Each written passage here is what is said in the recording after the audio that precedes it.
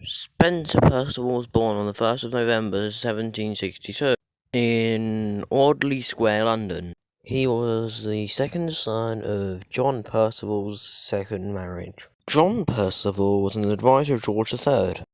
When Spencer Perceval was 8, John Perceval died.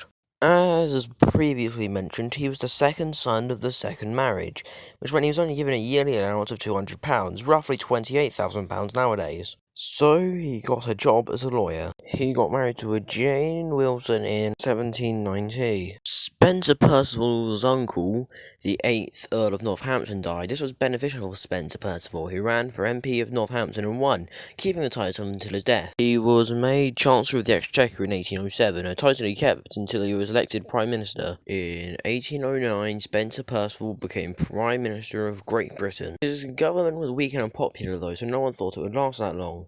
The next autumn, King George III showed signs of the illness that threatened regency previously. Spencer Perceval didn't want this, as George III's son, George, the future George IV, Spencer Perceval didn't like George because he was pro-Whigs.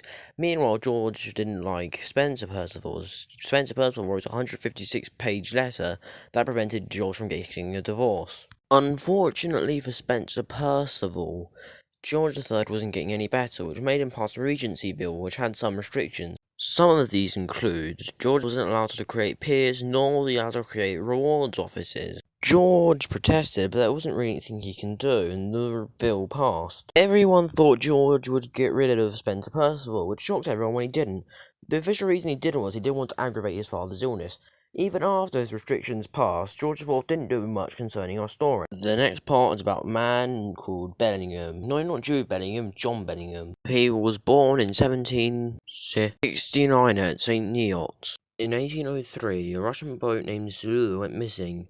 The owner, Solomon Van Branen, attempted to get the insurance from Lloyd's of London, only to get an anonymous letter saying that the boat was sabotaged. Solomon assumed that John Bellingham had done it and claimed he had a 4,890 ruble debt to bankruptcy that he was an assignee of. John Bellingham's travel pass was withdrawn. Then Solomon convinced the local governor to imprison Bellingham for a year. After he was let out, he tried to impeach the local governor. This got him another year in prison. Then Bellingham attempted to claim compensation from the British government, but they couldn't, because they had severed all diplomatic ties with Russia in 1808. Then Bellingham purchased two .50 caliber pistols and had a pocket sewn into his coat. He was seen hanging around the House of Commons a lot.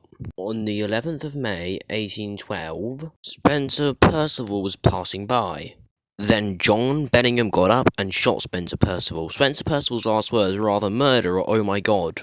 John Bellingham sat on a bench and waited until authorities took him away. John Bellingham claimed he had the right to kill as a wronged man.